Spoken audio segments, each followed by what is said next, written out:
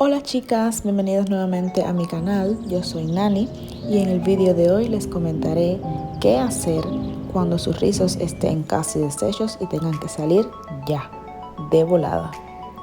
Un turbante, chicas, sí, un turbante. Agarra un turbante y adorna tus rizos.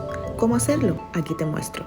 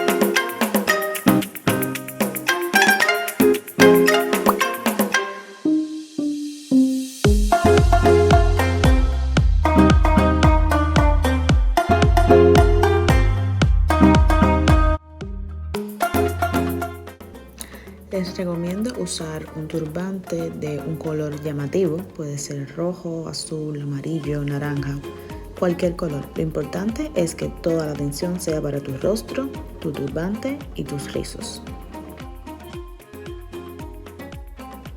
Pues chicas, esto es todo. Espero hayan aprendido a ponerse un turbante inventado de un pullover.